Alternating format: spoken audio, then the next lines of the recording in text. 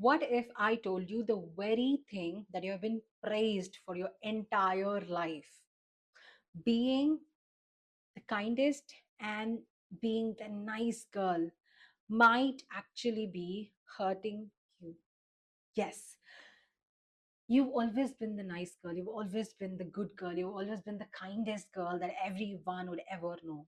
The one who's always understanding, the one who's always forgiving, the one who goes out our way to make things happen for other people, the one who crosses oceans for others, especially to those who she really loves, and the one who adjusts, the one who always says yes, the one who doesn't want to disappoint anyone in her life. But here is the problem with being nice. Being kind, being nice, being good is such a beautiful thing. But abandoning yourself to keep everyone else around you comfortable and happy is not good. And it actually comes with a very expensive cost. And today in this video, I'm going to be discussing exactly on how being the nice girl is costing you so much. Okay, so I want to clear and clarify something before I would even begin. This video is not about me telling you to become the rude, the cold, the one to shut her emotional self down and not be kind and nice to people. No, that's not at all the intention of this video. Being kind, being nice is one of the most beautiful qualities a person can ever have. I stand by it. But there is a very good difference between being kind and being a people pleaser. And there is also a difference between compassion and self abandonment. And why am I able to identify this very exactly is because I have been that person. I have took the self abandonment as compassion for others, and I've also taken people pleasing as my kindness. But those are two different things. Unfortunately, many of us have been taught those are the same thing, but they are not. And that's exactly what we are going to discuss in this video. What is the cost of you being the nice girl? This is the first cost. You stop knowing what you actually want. The more you say, what do they want? What would they like? How would they feel when I do this? You're slowly shutting down your voice, and you start being silent about your own needs. You will not be able to speak up. You won't feel like voicing out what you truly want. And slowly, over the time, your voice gets lost. And that's the worst part of it all. Because the more you become silent, the more you're not going to trust yourself, and you will not even be open about what you truly want in your life ever. Not just in one area, but in every single area of your life. So, if you actually resonate with this, being a people pleaser and always adjusting for others, always thinking about the other person before you think about yourself, I want you to stop, pause here, and I want you to reflect back onto this one question. When was the last time you made a decision that was completely for you? Not for anybody else, not for your mother, not for your father, not for your brother, not for your sister, not for your boyfriend, not for your partner or your husband. It's for you. When was the last time you made the decision? What was that decision? I want you to think. And this will tell us whether you have been kind or you have been self abandoning yourself. Okay.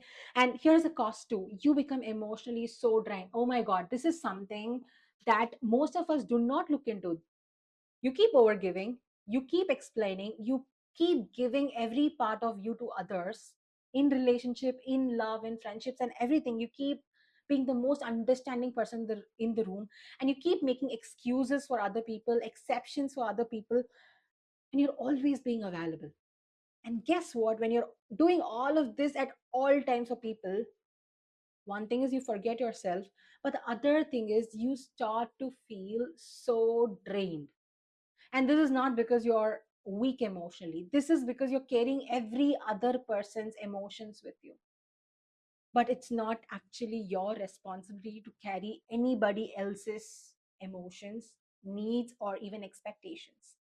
And number three, you attract relationship built on unequal effort. When you are the giver, you attract a partner who is going to keep receiving from you without you ever receiving. But relationships are not going to be built on unequal effort. At least the long term, the happy relationship cannot be built on unequal efforts. It has to be on equal efforts. It's not always 50-50. It can be sometimes 0 and 100, but it cannot be always 0 and 100. You cannot always be the person to pour into another person's cup without you receiving anything. You often attract people according to what you consistently allow. If you're always overgiving, people are always going to take it from you. They're not going to give it to you.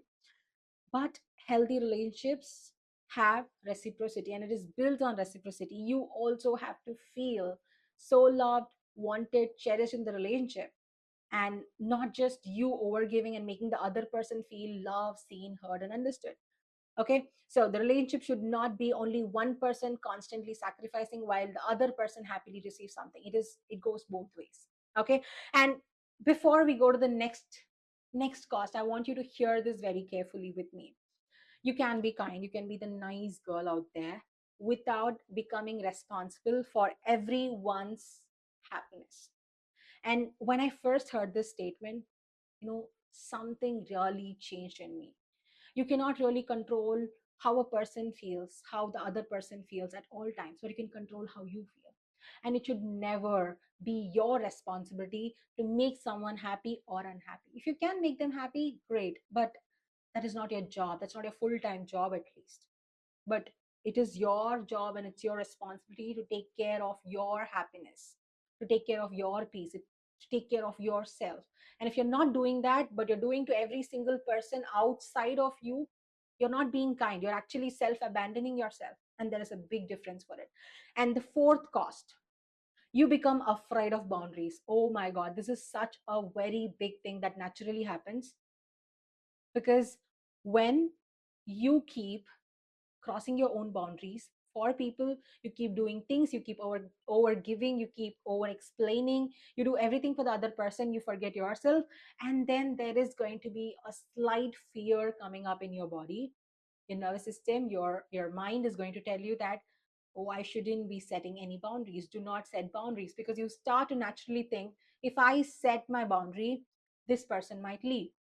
If I say this person will be offended, so I should not be saying it. If I actually set a standard, they will think I'm so difficult to be with, and if I speak up, they won't love me. And what naturally happens is you start silencing your own voice, just like I said in the first cost.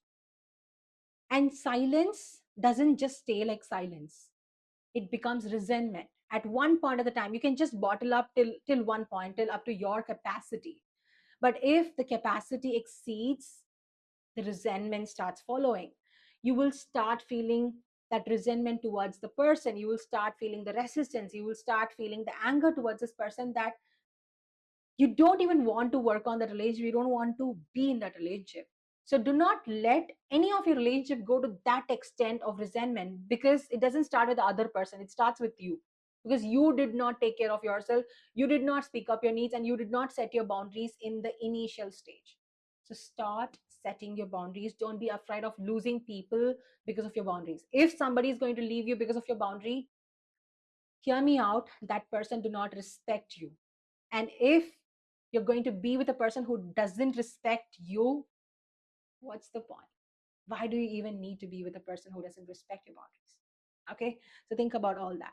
Now, the last cost, you lose respect for yourself. All of this happens very unconsciously in your mind, and your subconscious learns all of this through small behaviors.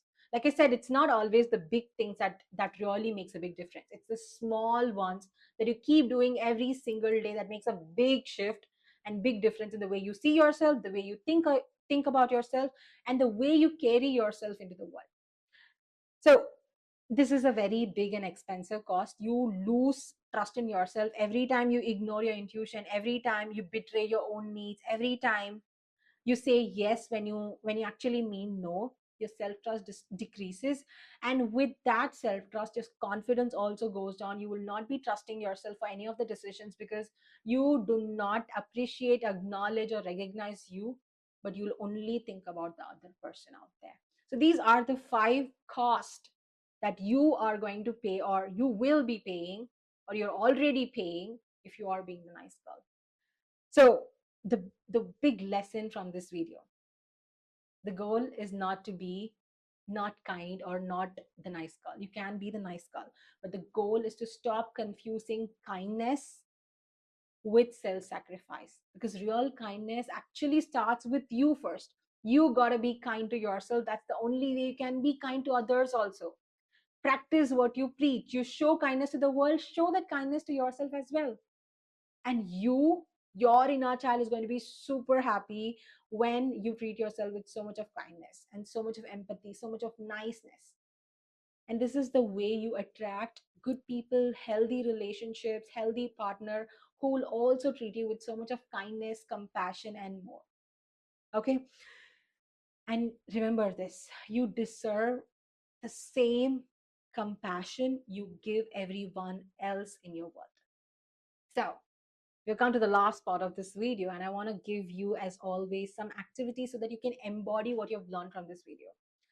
So what I want you to do is I want you to pick your journal, and in a page draw 2 columns. Okay, you can divide it into 2 halves, left and the right. And in the first half I want you to write about things I do because I genuinely want to do for people. It can be anything.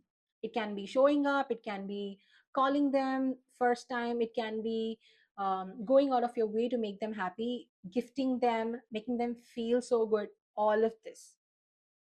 So things I do when things I do because I genuinely want to do. That's the question, okay? And onto the right side, I want you to write about things I do because I'm afraid of disappointing people.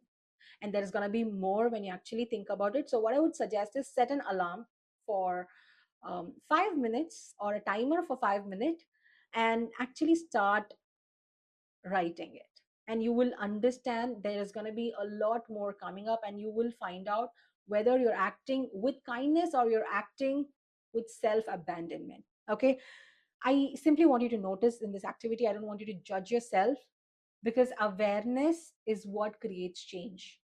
So we will go into the implementation much later, but for now I want you to create that awareness. I want you to move with awareness, and I want you to operate from the awareness, as you know what is kindness, what is compassion, what is self-sacrifice, and what is self-abandonment, because this will really save you from a lot of heartbreaks and from attracting unwanted and not so right people into your life. Okay, so the last part of it, as always, I have written few affirmations so that you could start becoming this nice and kind girl to yourself first, and so the world will reflect it back to you.